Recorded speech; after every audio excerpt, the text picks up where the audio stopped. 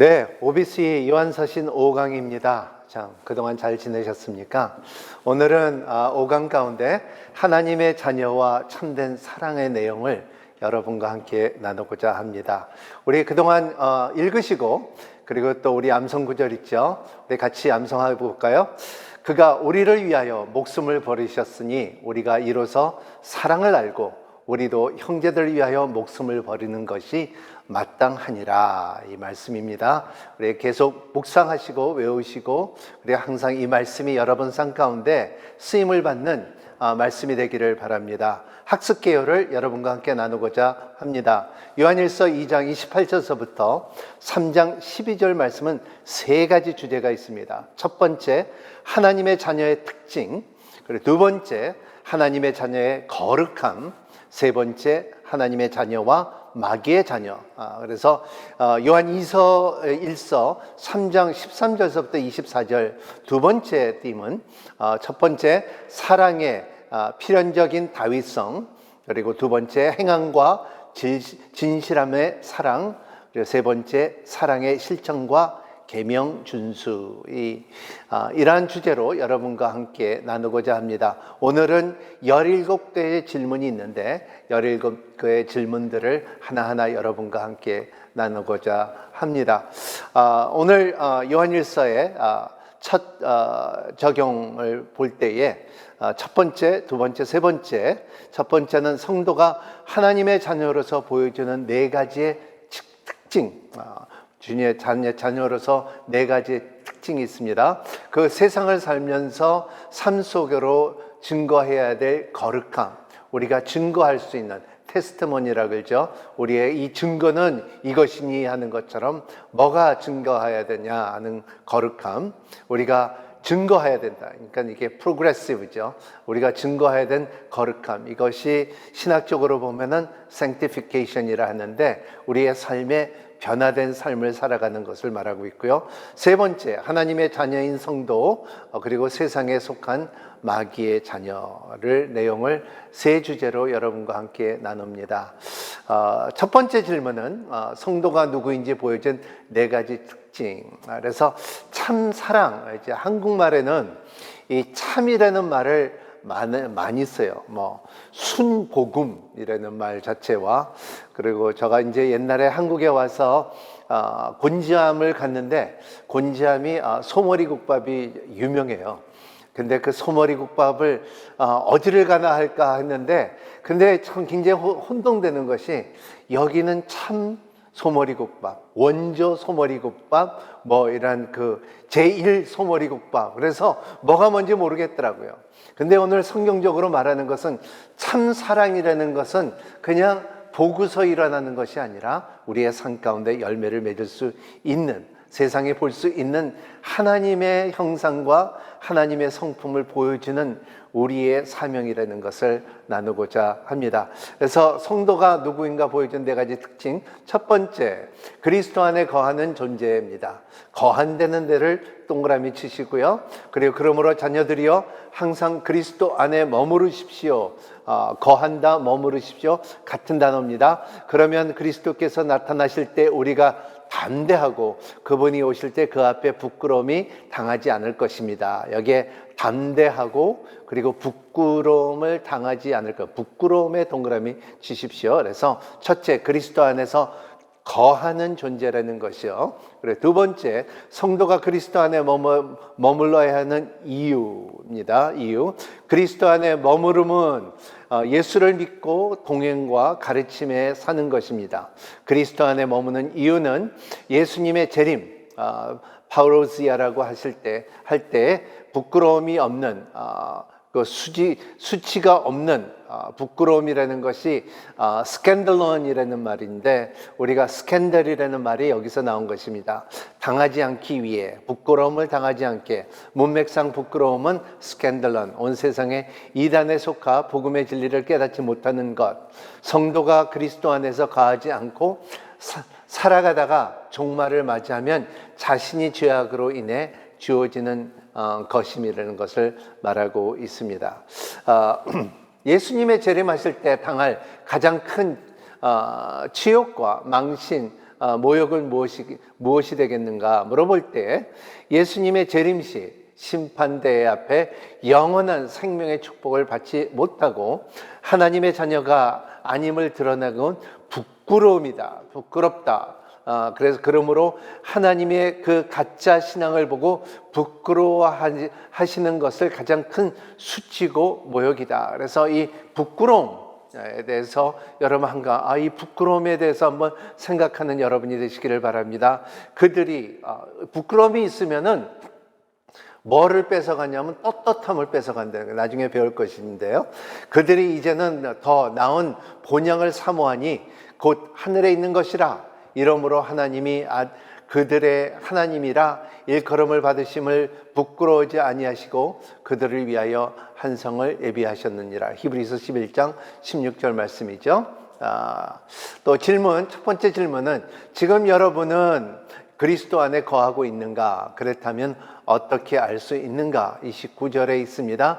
하나님께 의로우신 분임을 여러분이 안다면 의를 행하는 사람은 누구나 하나님께서 난 것을 알 것입니다. 그래서 의롭다함을 동그라미 치고 그 의롭다함은 어디서 나오는 것을 한번 생각하시고 의롭다함은 누구에서부터 나오고 이 나온 것을 갖다 알게 하는 것이 누구냐 한번 생각하는 여러분이 되시기를 바랍니다. 두 번째, 의를 행하는 존재입니다. 성도에 누구든지 보여준 네 가지 축복 중에 두 번째, 예수 그리스도 안에 거하는 사람은 하나님의 의롭다는 것을 알고 그 하나님의 의를 행하는 사람은 하나님께서 난 존재다 그랬습니다.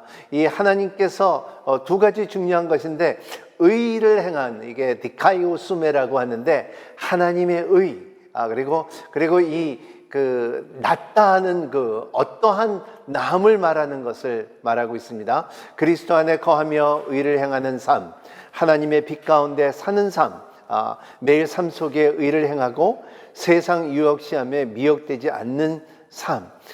사도 요한은 이 권면을 어느 누구에게도 속지 마십시오. 그래서 3장 7절의 말씀이 있습니다. 그래서 성도는 누구인지 보여주는 네 가지 특징 중에 세 번째는 하나님의 사랑을 받는 존재입니다. 여러분 사랑받기 태어난 우리지 않습니까? 그래서 나는 사랑을 받고 있다. 그리고 사람을 주고 있다. 이 사랑의 힘이 들어오고 나가고 있는 것을 느끼는 삶을 사는 여러분이 되시기를 바랍니다. 그래서 3장 1절의 말씀은 보십시오. 아버지께서 얼마나 큰 사랑으로 우리에게 베풀어 주셨습니까? 우리가 하나님의 자녀라 불리게 되었으니 우리는 정말 하나님의 자녀입니다. 세상이 우리를 알지 못하는 것은 세상이 하나님을 알지 못하기 때문입니다. 그래서 3장 1절의 말씀입니다. 그래서 하나님의 자녀란 무엇이며 어떤 의미를 내포합니까? 질문은 여러분들은 하나님의 자녀입니까? 또한 하나님의 베푸신 그 큰 사랑이라는 것은 무엇입니까? 질문을 할 때에 우리는 하나님의 자녀, 하나님의부터 난 자라 아까 말했죠? 난 자라. 자녀라는 것은 테크나, 그래서 출생인 자라는 것을 말하고 있어요. 내가 너를 낳았노라 하는 것이 성도가 중생으로 하나님의 자녀가 됩니다. 그래서 제가 이렇게 보면은 제가 아들이 있는데 아들이 사춘기 때는 참 미웠어요. 근데 미웠어도 부인할 수 없는 거는 내 형상을 닮고 내가 낳고 그리고 사람들이 볼 때 어떻게 목사님 목소리하고 똑같습니까?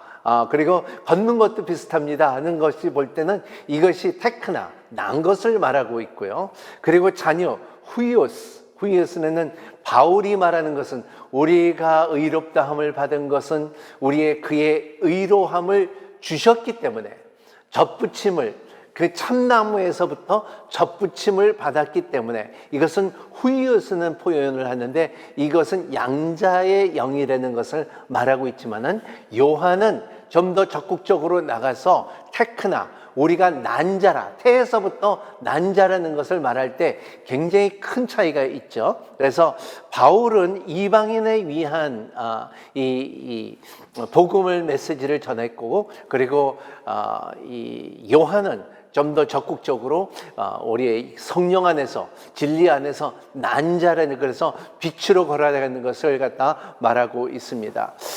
사도 요한은 하나님의 자녀가 된 것을 하나님의 측량할 수 없는 사랑으로 인해 주어진 은혜임을 보여주고 있다는 것입니다. 자, 우리는 자정 삼아주신 하나님의 큰 사랑이 무엇인가? 첫 번째, 우리의 죄악을 속하기 위해 독생자 예수 그리스도의 화목제물로 내어주셨다. 그래서 이 사랑 안에는 반드시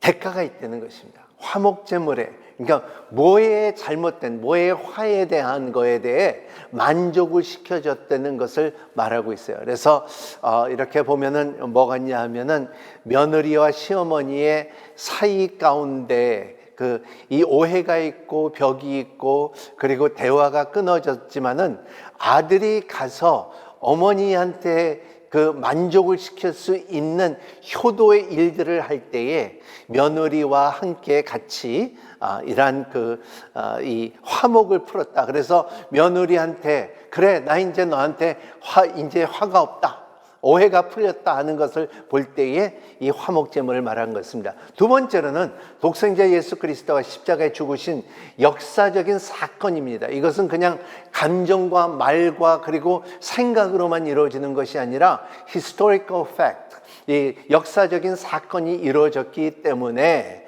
그래서 이 십자가에 모든 사람들에게 보여졌기 때문에 그의 죽으심과 부활하신 것을 보여졌기 때문에 역사적인 사건이 있고요. 세 번째, 예수 그리스도의 역사적인 사건은 우리를 구원한 은혜의 본질입니다. 이것이 다른 본질이 아니라 은혜의 본질. 주는 사람은 주기를 원하고 선물을 미국에 보면은 이 귀신의 날이라고 있죠. 할로윈이라고 하는데 트릭 or 트리트라고 말하는데, 이 사탕을 주는 것 같지만 그 사탕 속에 독이 있었던 거예요. 이것이 세상이라는 것을 말하는데, 근데 하나님께서는 그렇게 트릭 앤 트리트, 이렇게 사탕을 줄 때는 진지한 사탕이고, 그리고 진리를 줄 때는 진지한 진리이기 때문에, 그리고 죄사함을 줄 때는 진지한 죄사함이기 때문에 이게 진리라는 거예요.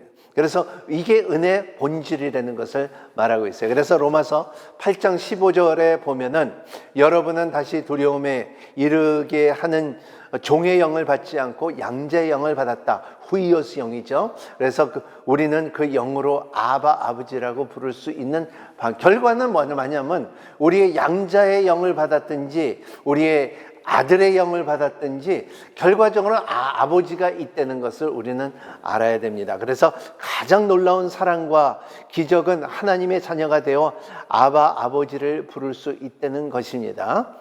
성도가 보여주는 네 가지 특징, 네 번째입니다. 궁극적으로 그리스도와 같이 변화되는 것입니다. 성화라는 존재, sanctification이라는 거죠. 그래서 로마서 8장 28절에 보면은 하나님께서 너를 예정하시고 그리고 부르시고 의롭다 하시고 너는 영화롭게 가는 그 단계에, 네 개의 단계가 우리에 있다는 것인데, 그래서 사람들이 예수 그리스도를 만나면 반드시 변화되는 것입니다.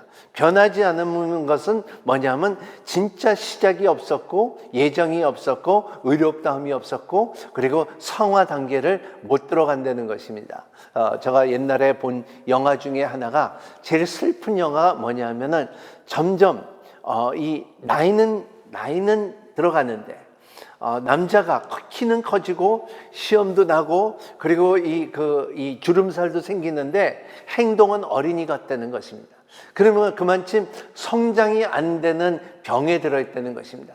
오늘날 우리의 복음을 듣는 사람들은, 예수 그리스도를, 진리를 아는 사람은, 빛의 능력을 아는 사람들은 반드시 성령의 도우심으로 말미암아, 말씀의 도우심으로 말미암아 성장이 된다는 것을, 영화롭게 된다는 것을 말하고 있어요. 그래서 사랑하는 여러분, 이제 우리 하나님의 자녀들입니다. 우리가 이렇게 된지 아직 모르지만 그리스도께서 나타나시면 우리도 그분과 같이 될 것인, 그분과 같이 된 것을 동그라미 칠 것이고요. 그리고 그분과 같이 될 때에 우리는 압니다. 우리가 그분의 있는 모습 그대로 그대로 볼 것이 때문입니다. 그래서 imitation of Christ, 하나님을 닮아가는 되는 것이 당연하다는 것을 말하고 있어요. 네 번째 질문 들어갑니다. 그리스도를 있는 모습 그대로 본다는 의미는 있는 그대로 모습을 본다. 그래서 참 재미있는 말씀입니다.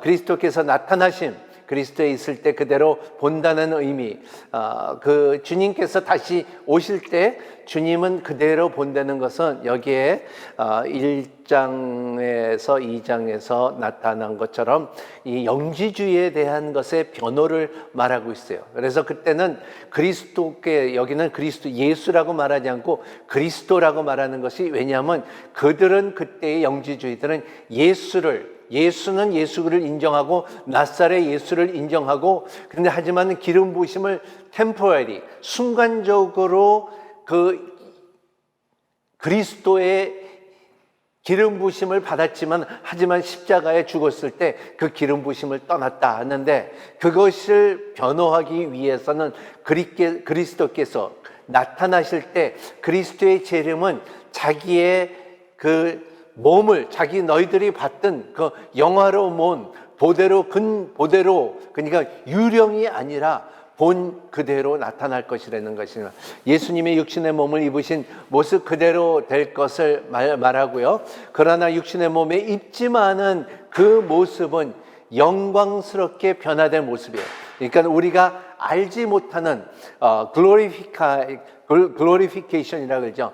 영광스러운 모습으로 변한다. 이 말씀을 볼 때마다 저는 항상 저를 전도한, 태어났을 때부터 소아마비인 전도사님이 저를 전도한 적이 있는데, 그분이 한 번 말한 적이 있어요. 언젠가는 내가 영광스러운, 내가 지금은 휠체어를 타고 다니고 내가 걷지를 못하고 내가 정상적인 삶을 살지 못하지만, 하지만 나에겐 소망이 있다. 왜냐하면 언젠가는 나도 영광스러운 몸을 받을 것이라는 믿음을 갖고 있더라고요. 그때 저가 굉장히 저를 이렇게 감동을 줬어요. 우리의 삶에 여러분 무릎이 아프고 허리가 아프고 머리가 아프고, 그리고 그 몸이 안 아픈 사람은 세상에 거진 없어요. 하지만은 언젠가는 우리가 그 영광스러운 몸을 받을 때에 이 하나님의 나라와 하나님의 완벽한 온전케 하는 믿음의 열매를 맺는 여러분이 되시기를 바랍니다. 성도가 그리스도와 같이 된다는 것은 그리스도와 같이 영광된 몸으로 변화될 것을 의미하고 있습니다. 고린도전서 15장에 있죠. 질문 두 번째, 우리가 그런 존재라면 지금 이 땅에 어떻게 살아야 하는가? Good question. 너무나 참 어떻게 살아야 되는가? 그냥 제가 항상 말하는 말에, 설교 가운데 우리 인천 오늘리교회 성도들한테 말하면 어떻게 살아야 되는가 물어볼 때 저는 항상 이렇게 대답하라고 합니다. 믿음으로 살지 뭐. 믿음으로 살지 뭐. 믿음으로 살면 되는 거예요. 여기에 보면 혹시 지금 여러분의 삶에 고난과 위기 속에 있는가? 아직 우리 인생의 경주는 끝나지 않았다. 그래서 우리 인생은 마지막 고린절은 예수 그리스도의 같이 영광의 몸으로 변화된다는 나를 기억해야 된다. 믿음으로 살게 되면은 언젠가는 하나님을 기쁘게 하는 힘이 있기 때문에 하나님께서 반드시 보상을 주고 상을 줄 것이고, 그리고 영광스러운 몸을 우리에게 줄 것이라는 믿음을 갖고 사는 저와 여러분이 되시기를 바랍니다. 아멘. 다섯 번째 질문입니다. 그리스도 안에 거하는 사람은 죄를 짓지 않는다. 이렇게 어떻게 해석해야 되는가? 저는 크리스찬이고 저가 죄를 짓습니까? 여러분도 크리스찬이고 죄를 짓습니까? 물어본다면 오늘 답이 여기 있습니다. 누구든지 그리스도 안에 거하는 사람은 죄를 짓지 않습니다. 죄를 짓는 사람은 누구나 그분의 본 적도, 그분을 안 적도 없는 사람입니다. 오 마이 갓. 굉장한 말이죠. 예수 안에 거하는 우리 성도들은 절대적으로 죄와 어울릴 수가 없다 그랬습니다. 그래서 죄에 대해 죽은 우리가 어떻게 죄 가운데 그대로 살 수 있습니까? 로마서 6장 2절. 죄 짓지 않는 사람, 하나님께서부터 난 사람이기 때문에 우리가 죄성이, 이제는 우리의 본질이 죄가 아니라 이제는 그 본질에서부터 완전히 바뀜을 이게 이제 이 영에 대해서는 이 트랜스포메이션이 아니라 영에 대해서는 완전 엑스체인지예요. 이것은 굉장히 중요한 말인데 뭐냐 하면 영에 대해서는 우리가 내 영이 서서히 좋아지겠지 하고서 나는 악한 영이 있는데 이제 의롭다함을 받음으로써 이제 점점 좋아지겠지, 그게 아니에요. 우리는 예수 그리스도의 진리로 말미암아 그의 피로 산 화목 제물로 준 예수 그리스도로 말미암아 우리를 의롭다함으로 말미암아 우리를 샀기 때문에, 구속했기 때문에 우리가 이제는 엑스체인지, 우리 영이 바뀌었다는 거예요. 제가 옛날에 어렸을 때 처음으로 산 차가 있는데 좀 헌차였어요. 헌차를 찾는데 이 헌차가 이 엔진이 항상 시동도 안 걸리고 그리고 가다가 수고해 돼서 그래서 엔진을 바꿔버렸어요. 엔진을 바꾸니까요 차가 시동도 잘 걸리고 그래서 이 모습은 이 헐었지만은 엔진이 새 거니까는 빡빡 나가더라고요. 이것처럼 우리의 삶 가운데도 우리의 영을 바꿨기 때문에 우리는 그 죄의 본질이 없다는 것을 아는 여러분이 되시기를 바랍니다. 왜냐하면 하나님의 씨가 우리 안에 있기 때문에 그렇습니다. 여섯 번째 질문, 하나님으로부터 난 사람 안에 있는 하나님의 씨는 무엇입니까? 여기 나오네요. 그래서 누구든지 하나님께로부터 난 사람은 거짓 짓지 않습니다. 그 사람 안에는 하나님의 씨가 있기 때문에 스메오라 그러는데 이 seed, 이 씨가 여러분 안에 있습니다. 그러나 하나님께서 낳기 때문에 죄를 지을 수가 없습니다. 왜냐하면 사과나무 씨는 사과만 내고 그리고 배나무 씨는 배만 나게끔 돼 있고 포도나무 씨는 포도만 나게끔 돼 있어요. 그래서 우리는 그 의로운 씨를 받았기 때문에 죄 씨를 낳을 수가 없다는 것입니다. 만약에 우리가 죄 씨를 난다고 하고 그거를 그러면 누가 갖다 붙인 거예요.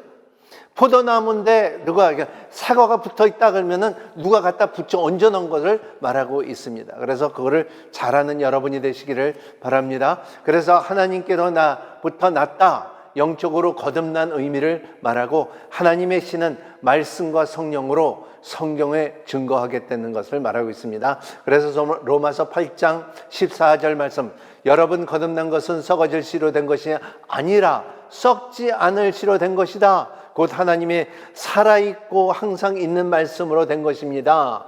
누구든지 하나님의 영으로 인도함을 받는 사람들은 하나님의 아들입니다. 여러분, 저와 여러분들은 하나님의 아들이라는 것입니다. 세 번째 질문, 뒤에 있는 질문이죠. 그럼 여러분은 죄를 짓지 않고 살아가고 있는가? 만약 아니라면 사도 요한은 무엇을 말하고 있는가? 그래서 현실적으로 죄를 짓지 않고 살 수 없다. 그러나 예수 안에 있는 사람은 죄를 짓지 않는다. 그래서 선 어거스틴은 구속 후에 죄를 짓지 않을 수 있는 상태라고 정의했습니다. 구속 후에 죄를 짓지 않는 상태. 그래서 의미는 고의적으로 습관적으로 죄를 짓지 않는다. 그래서 나중에 이에 대해서 미혹의 영에 대해서 말을 할 텐데 고의적으로 습관적으로 죄를 짓지 않는다. 죄에 매달리지 않는다라는 뜻입니다. 일곱 번째 질문, 하나님의 자녀와 마귀의 자녀는 분별한 두 가지 기준이 있습니다. 요한일서 3장 10절. 그래서 일곱 번째 질문입니다. 자녀와 하나님의 자녀와 마귀의 자녀 분별함에 동그라미 치세요. 죄를 짓는 사람은 누구나 마귀에 속한 것이다. 죄를 짓는 자는 마귀의 자녀라는 것입니다. 그래서 이로써 하나님의 자녀와 마귀의 자녀가 분명히 드러난다. 누구든지 의를 행하는 사람이나 자기의 형제를 사랑하지 않는 사람은 하나님의 속해 있지 않다. 그래서 하나님의 자녀의 기준은 의를 행하는 자 그리고 형제를 사랑한다. 그래서 의를 행하는 자와 사랑하는 것은 같다는 것을 말하고 있어요. 여러분은 처음부터 들은 소식이 이것인데 곧 서로 사랑하는 것입니다. 그리스도의 강조한 복음은 엔겔리아, 이 엔겔리아라는 그 메시지라는 것은 뭐냐면 사랑이라는 것입니다. 제가 이렇게 물어봤는데 사람들한테 사랑이 무엇입니까 하는데 각 사람들에게 사랑의 표현들이 다 달라요. 어떤 사람들은 사랑해야 된다 그리고 사랑은 아프다 그러고요. 그리고 사랑이라는 것은 참 사랑에 대한 모르는 저 사랑의 정의라는 것이 그렇게 흔한 단어고 전 세계의 어느 딱 한 단어가 이렇게 공통점이 있다는 것은 사랑이지만 정의는 다 다르다는 것입니다. 질문 8번에 가인의 살인의 예를 든 이유, 가인에 대해서 말합니다. 우리는 악한 자에게서 속해 자기 동생을 죽인 가인처럼 되지 말아야 된다. 그래서 대체 왜 가인은 동생을 죽였습니까? 그것은 자기의 행위에는 악하고 동생의 행위에는 의로움을 있기 때문입니다. 그래서 가인은 육적인 생각을 했고 동생 아벨은 하나님 쪽을 생각했다는 것을 결론을 줄 수가 있습니다. 가인 사건은 이유는 창세기 3장에 나오죠. 그리고 하나님께 속하지 않았다. 그래서 여기는 잘 생각하시고 무엇이 하나님에 속한 것이고 세상에 속하신 것을 생각하는 여러분이 되시기를 바랍니다. 선을 행하지 않음으로 죄가 가인을 다스리게 한다. 그래서 창세기 4장 죄가 문 밖에서 두드리고 있다, 기다리고 있다. 그리고 네가 문을 열면은 들어온다. 여기에 내적 지혜에 나오는 내용들인데 문을 열고 마음의 문을 열면 그 죄가 들어온다. 그래서 하지만은 아벨은 아닙니다. 행동이 믿음으로 행했다는 것을 말하고 있습니다. 그래서 하나님 앞에 드리기 기뻐했던 아벨, 그가 죽었으나 그 믿음으로부터 참 의롭다함을 받았죠. 결론 말씀드립니다. 하나님의 자녀됨은 그리스도 안에 거하는 것입니다. 그리스도 안에 거하는 여러분이 되시기를 바랍니다. 그 안에 거하라. 거하는 여러분이 되시기를 바랍니다. 죄와 거짓에 속한 마귀의 자녀들을 거부하는 일입니다. 죄와 마귀와 그리고 거짓의 시시 있다면은 거부하시고 피하시고 그리고 멀리 하시기를 바랍니다. 말씀과 성령으로 그리스도를 날마다 닮아가는 힘쓰는 여러분이 되시기를 바랍니다. 여러분 복음서의 능력, 마태, 마가, 누가, 요한 그 예수 그리스도의 말씀들이 참 주옥같이 여러분의 삶에 적용될 수 있는 힘이 있고 적용이 되면은 분명한 사실은 여러분들은 성화될 것입니다. 변할 것입니다. 더 닮아갈 것입니다. 장차 그리스도와 같이 변할 것을 믿고 살아가는 존재입니다. 믿음으로 의를 행하되 형제 사랑을 실천하는 사람입니다. 여러분, 그 사랑의 여러분의 변화의 결과는 사랑할 수 있는 형제 자매를 사랑할 수 있는 힘이 생기고 그리고 또 원수까지 사랑할 수 있는 능력이 되는 여러분이 되시기를 바랍니다. 이것이 바로 전도자며 이것이 바로 선교의 사명에 포함이 되어 있다는 것을 말하고 있어요. 암만 선교 일을 많이 하고 전도를 많이 해도 이 사랑이 없으면 울리는 꽹과리 같다는 것을 말하고 있습니다. 이러한 힘이 여러분 가운데 있기를 바랍니다. 잠시 쉬고 다시 뵙겠습니다.